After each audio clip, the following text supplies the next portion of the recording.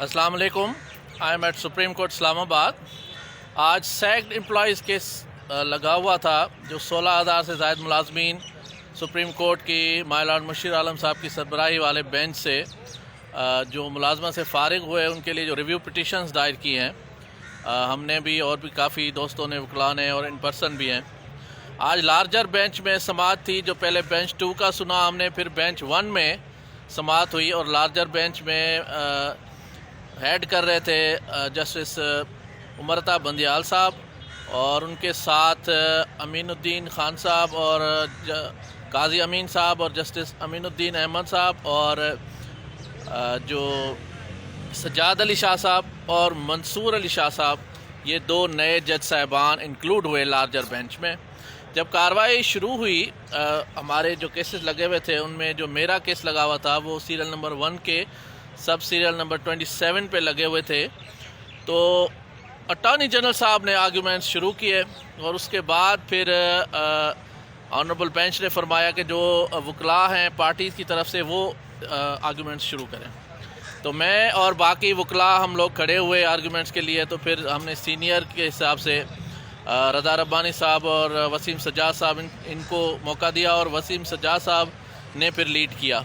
आज main arguments Wasim Sajjad साहब ने ही किए और ज़्यादातर SNGPL पे बात हुई, लेकिन काफ़ी जो आज की सुनवाई थी वो बहुत सीरियस और बहुत मीनिंगफुल थी और उसमें ये मैसेज आया, अगर मैं सिंप्लीफाई करूं, कि ऑनरेबल जो लार्जर बेंच है उनको सेटिस्फाई करने के लिए हम सारे वकला को बहुत ज़्यादा मेहनत करनी पड़ेगी और it is not a simple game, it is not so easy कि जितना आप और हम समझ रहे हैं कि ये रिव्यू हो जाएगा allowed. It is a very very very serious issue.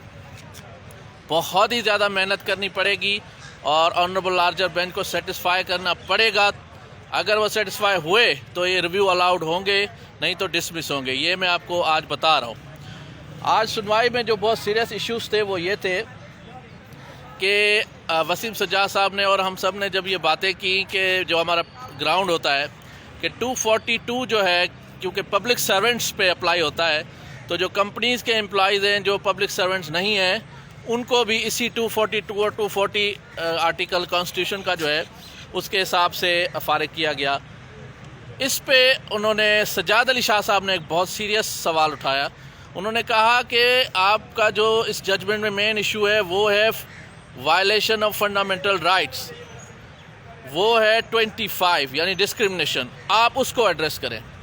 सारी बातें होती रहीं, उसके बाद आखिर में वही बात आई कि जो सजाद अली शाह साहब ने कही कि ये मेन जो इशू है इस जजमेंट में जो रिव्यूएबल है वो ये है कि आया 2009 में जो रीड स्टेट हुए, जो 96-97 में जो मुलाजमत से निकल गए थे, फिर जाके 2009 में आए वापस। उनमें से कुछ मुलाजमीन ऐसे भी थे जिन्होंने 1 दिन काम किया था, 2 दिन काम किया था। वो सारे जब टर्मिनेट हुए तो फिर 2009 के जो एक्ट और ऑर्डिनेंसेस हैं उनमें 1 दिन काम करने वाला, ये बहुत सीरियस इशू है और इसे हम सब ने सेटिस्फाई करना है ऑनरेबल सुप्रीम कोर्ट को, कि जो मुलाजिम 1 दिन 2 दिन मुलाजमत करने के लिए आए और फिर टर्मिनेट होकर चले गए, वो 10-12 साल के बाद जब दोबारा आए तो ना सिर्फ उनका कॉन्ट्रैक्ट कंफर्म हो गया बल्कि उनको 1 स्टेप प्रमोशन भी मिल गया और वो रेगुलराइज भी हो गए। तो उन 10-12 सालों के दौरान जो उन्होंने नौकरी नहीं की, यानी जिस पे उमरता बंदियाल साहब ने कहा कि ये यूनिवर्सल रूल है, लॉ है कि नो पे विदाउट वर्क। अगर आप काम नहीं करते तो आपको पे नहीं मिलेगी, अगर आप काम नहीं करते तो आपको कोई बैक बेनिफिट्स भी नहीं मिलेंगे। It is a very serious issue जिसको हम सब ने एड्रेस करना है।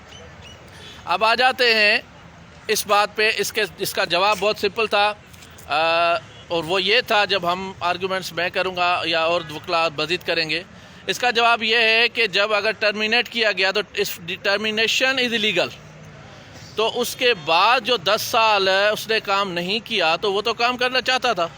अब डिपार्टमेंट ने अगर उसको काम करने से रोक दिया तो वो बेचारा क्या करे? क्या वो ज़बरदस्ती परफॉर्म कर सकता है ड्यूटीज़? अब भी तो वो आए हैं ना ड्यूटी परफॉर्म करने के लिए। जब टर्मिनेशन इलीगल है तो बैक बेनिफिट्स के हज़ारों जजमेंट्स हैं सुप्रीम कोर्ट की। اچھا، اس کے بعد پھر یہ بات آ جاتی ہے کہ جو الٹرا وائرس کا جو ایشو ہے وہ صرف ایک، اگر کلاس 4 ہے وہ الیگل ہے تو سارا جو لا ہے اس کو کیوں الٹرا وائرس کیا گیا؟ اس پہ کافی ججمنٹس علی حیدر بلوچ کی اور باقی ججمنٹ سپریم کورٹ کے جج صاحبان نے فرمائی کہ اس میں اگر ایک کلاز الیگل انکانسٹیٹیوشنل ہے تو سارا الٹرا وائرس قرار دیا جا سکتا ہے۔ آخر میں ہم سب نے ریکویسٹ کی کہ اسٹے دیا جائے، لیکن آنریبل بینچ نے اسٹے نہیں دیا، اور پھر ہیومینیٹیرین گراؤنڈز پہ کافی آرگومنٹس کچھ وکلاء نے کیے، تو سجاد علی شاہ صاحب نے کہا کہ this is the case of constitutional interpretation, this is not the case of human rights, اور اس پہ آپ نہ جائیں۔ تو یہ سماعت اب منڈے کو ایڈجرن ہو گئی، اور منڈے کو 11:30 بجے کیس دوبارہ سنا جائے گا۔ کوئی اسٹے اب تک نہیں دیا۔ اس کیس کو بہت سیریس لینا پڑے گا۔ آج کی سماعت سے یہ پتہ چلا، اور ہم سب وکلاء کو بہت محنت کرنی پڑے گی، ایک ایک پوائنٹ کو اسٹڈی کر کے، اور آنریبل لارجر بینچ کو مطمئن کرنا پڑے گا، تب جا کے یہ ریویو الاؤ ہو سکتا ہے اور ملازمین بحال ہو سکتے ہیں۔ ورنہ آج کی سنوائی سے یہ لگا کہ شاید اگر ہم نے تھوڑی سی بھی غلطی کی تو ہم سب کے ریویوز ڈسمس ہو جائیں گے، اور 16,000 ملازمین جو یہ سامنے کھڑے ہوئے ہیں، ہزاروں لوگ ہیں جو احتجاج کر رہے ہیں سپریم کورٹ کے سامنے، لیکن ان کے احتجاج جو ہے، اگر ہم نے کوئی بھی غلطی کی تو ان کے سارے احتجاج ضائع ہو جائیں گے اور ریویوز ڈسمس ہو جائیں گے۔ Thank you very much.